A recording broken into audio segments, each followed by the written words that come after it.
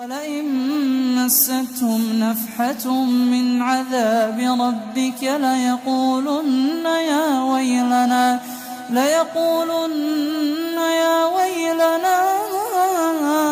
إنا كنا ظالمين. ونضع الموازين القسط ليوم القيامة فلا تظلم نفس شيئا وإن كان مثقال حبة من خردل أتينا بها وكفى بنا حاسبين. ولقد آتينا موسى وهارون الفرقان وضياء وذكرا للمتقين الذين يخشون ربهم بالغيب وهم من الساعة مشفقون. وهذا ذكر مبارك أنزلناه أفأنتم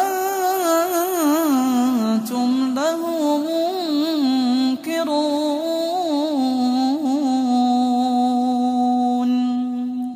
ولقد آتينا إبراهيم رشده من قبل وكنا به عالمين.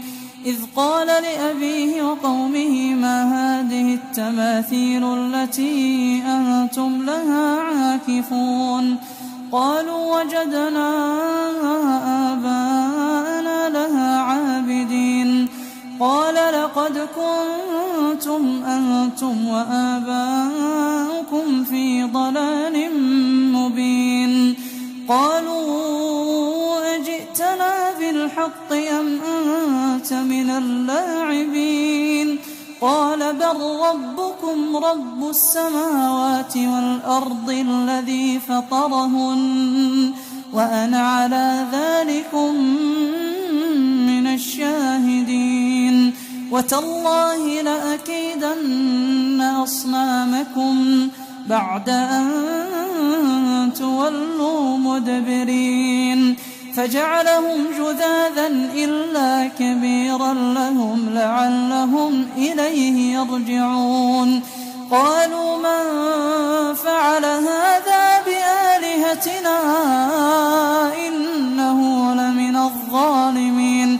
قالوا سمعنا فتى يذكرهم يقال له إبراهيم.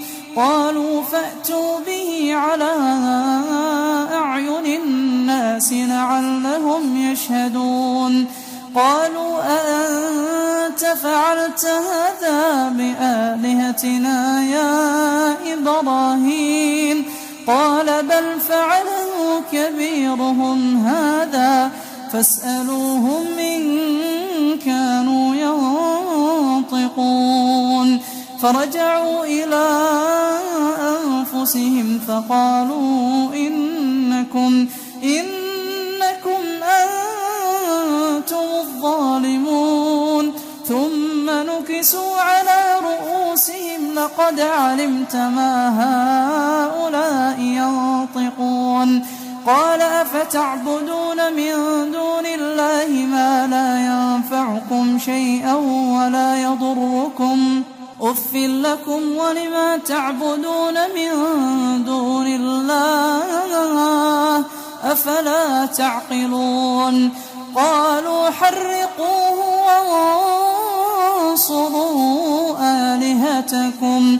قالوا حرقوه وانصروا آلهتكم إن كنتم فاعلين. قلنا يا نار كوني بردا